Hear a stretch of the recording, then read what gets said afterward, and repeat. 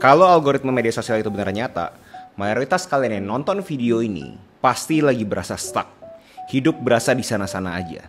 Terus lagi coba nonton video motivasi dan berasa semua bacot, semua cuma ngomong doang. Kalian kagak bisa relate sama omongan-omongan motivator-motivator ini. Dan gue setuju sama kalian karena gue pernah di posisi itu. Gue bisa relate sama kalian. Kita lagi stuck, mendadak kita dengerin suatu wujangan, suatu konten dari orang yang udah lebih dari 1 bahkan udah 100. Jadi lu bayangin hidup lu tuh 0 atau bahkan minus, terus stuck di sana-sana aja. Lu dengerin orang yang udah 100, kayak bener-bener panjang banget kan, kayak jauh banget gitu loh. Dan kalau ngomong kekayaan, sifatnya tuh nggak horizontal lagi, bahkan vertikal. Lu dengerin orang yang di sini pasti berasa anjir jauh banget, males ah. Dan ngomong apa adanya, apapun yang di ngomongin sama mereka nggak bakal relevan sama lu pada yang lagi minus. Tapi apa perasaan lu pada kalau misalnya gue kasih tahu ke lu pada, ada lu tombol untuk mereset hidup lu. Dari minus bisa jadi 0 lagi, balik lagi. Layaknya main game, dimana kalau misalnya kalian berasa stuck, kalian berasa udah reset aja. Dan itu yang gue pengen bahas di video hari ini. Bukan cara kaya dari 0, tapi gimana caranya lu bisa jadi 0 lagi pas lu udah minus. Gue mau menawarkan suatu konsep di mana otak manusia itu layaknya itu super komputer yang bisa menampung informasi gila-gilaan. Buat kalian kagak kebayang, layaknya kalian punya handphone lah. Handphonenya kalian tuh sama aja kayak otaknya kalian, bisa menampung informasi kan. Tapi namanya handphone kalian, kalau nggak di-upgrade softwarenya, kalau kebanyakan buka aplikasi, bisa aja kan nge-lag ataupun bahkan nge-hang. Kagak bisa tuh dipencet-pencet lagi, karena terlalu banyak yang dibuka. Dan pada umumnya bisa diselesaikan dengan reset kan. Nah sebelum reset, gue mau kasih tahu kalian, di dunia computer science itu ada jargon yang namanya neural network. Dimana dia kasih tahu algoritma-algoritma yang kalian lihat di media sosial ini ada fundamentalnya. Dimana kayak otak manusia ada yang namanya input, ada yang namanya output. Nah di tengah-tengah itu ada sistem yang berproses. Jadi input tuh kagak langsung menjadi output, tapi input itu diproses dulu sama algoritma atau di konteksnya manusia otaknya kita sendiri baru jadi output. Jadi ngomong simpelnya kayak sekarang gue memberikan informasi ini ke kalian, mungkin ada dari kalian langsung cabut, ada yang dari kalian nulis, ada yang dari kalian melanjutin omongan gue selanjutnya. So itu adalah outputnya. Inputnya adalah gue memberikan informasi ke kalian. Jadi banyak banget probabilitas yang terjadi setelah mendapatkan informasi ini. Namanya adalah neural network. Apa faedahnya kalian mengerti ini semua? Karena kalian jadi tahu bahwa sebegitu banyak informasi di dunia ini. Mau sampai kapan kalian itu nggak memfilterisasi. Kalian buka semuanya tab di otaknya kalian. Kalian menerima semua informasi di otak kalian. Apa kagak bikin otak kalian tuh nge-hang?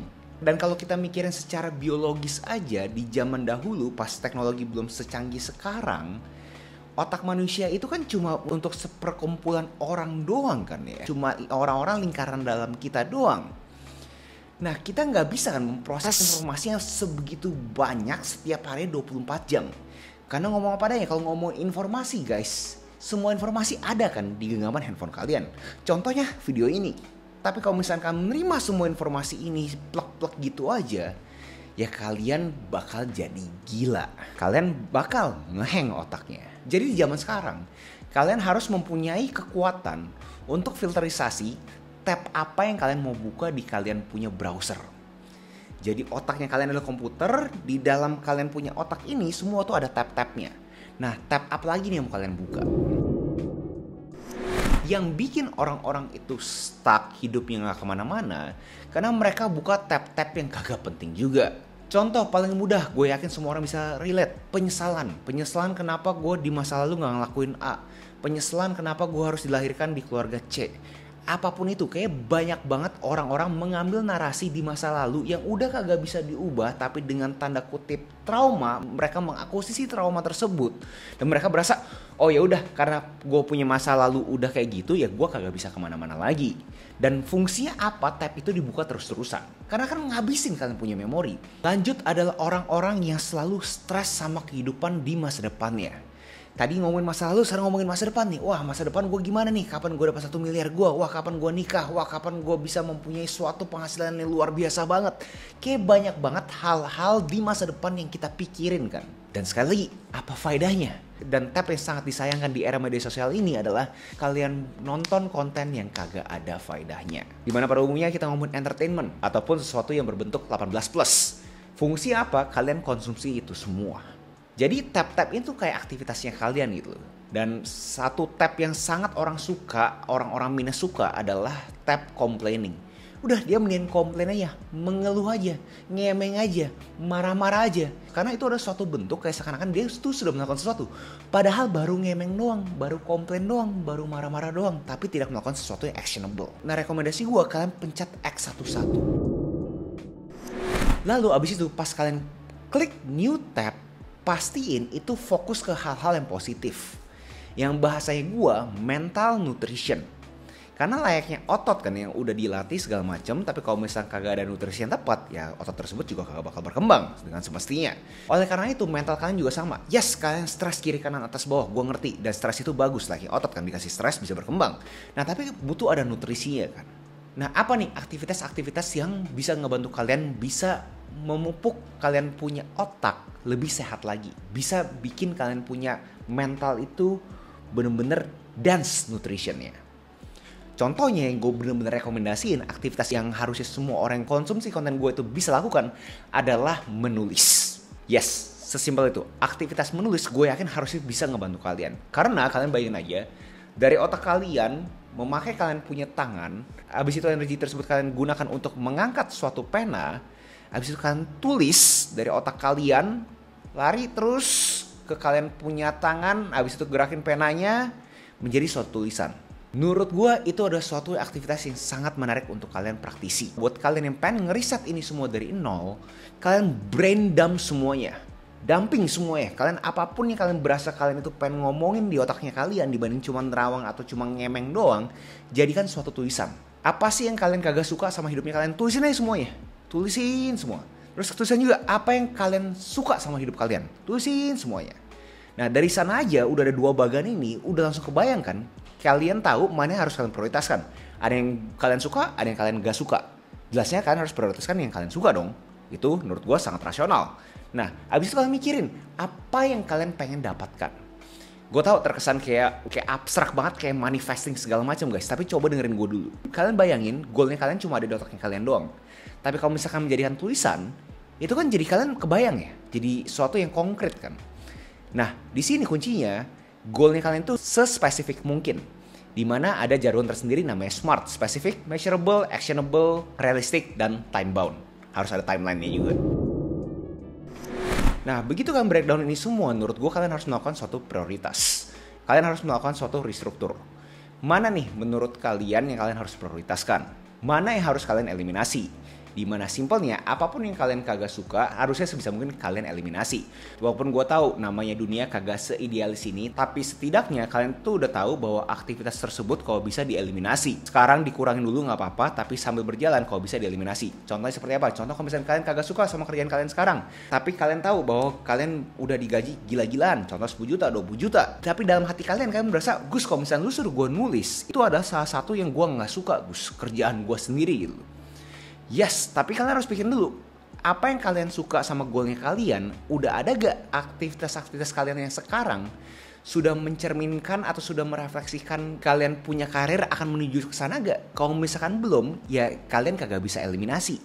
Eliminasinya pun juga itu adalah sesuatu yang harus benar-benar rasional. Dan ini ngelebar terhadap apa yang kalian bisa kontrol dan kalian kagak bisa kontrol. Apapun yang kalian bisa kontrol, contoh yang paling simple adalah kalian itu secara mindless scrolling di media sosial. Ya jangan mindless guys. Ya jangan scrolling media sosial. Limit kalian punya penggunaan Instagram, penggunaan YouTube, penggunaan TikTok atau apapun media sosial yang lagi ngetrend di saat ini. Gue bisa punya empati ke kalian yang berasa bahwa seakan-akan ini terlalu idealis, nggak mungkin bisa seideal ini. Tapi kalian harus tahu ini fungsinya adalah untuk kalian punya blueprint, untuk kalian kebayang ini loh yang gue pengen tuju. Dan saat terjadi dinamika hidup, Dimana pasti terjadi kan ya dinamika hidup. Apalah, ada yang sakit lah, ada yang harus terjadi A, B, C, D, F, G lah. Pokoknya ada aja kan namanya dinamika hidup. Saat dinamika itu terjadi, kalian mempunyai yang namanya self-compass. Jadi kalian kagak kedistraksi sama narasi A, B, C, D, F, G. Kalian tahu, kalian lihat, kalian punya tulisan, kalian tahu goalnya kemana.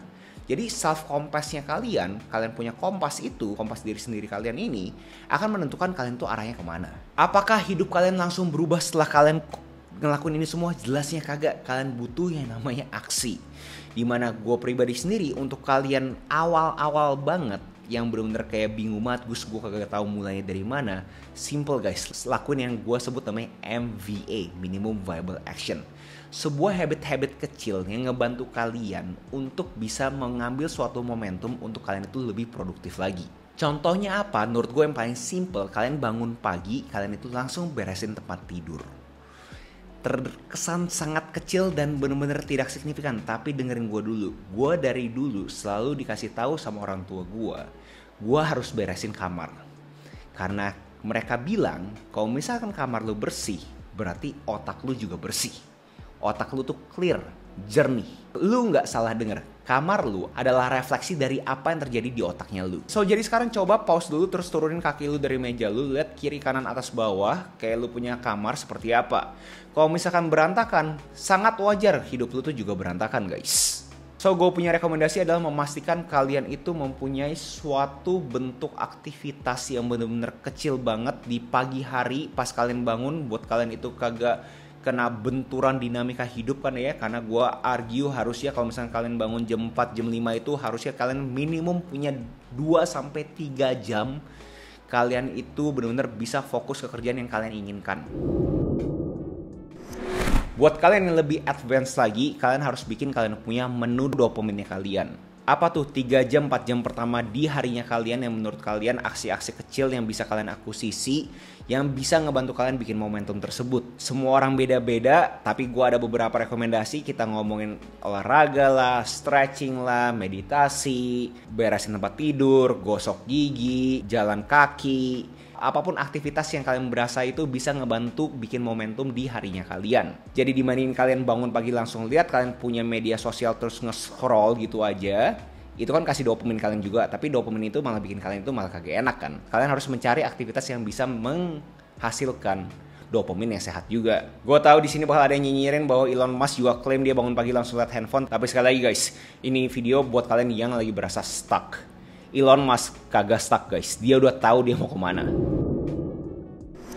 Dan buat lu pada yang tipenya butuh di challenge, ditantang, sekarang gue pengen tantang lu semua. Yes, lu kagak salah denger. Lu pada yang suka ngatain gue segala macam, bertele-tele A, B, C, D, F, gue tantang lu pada akuisisi satu habit kecil, satu kebiasaan kecil dan lakukan selama 30 hari.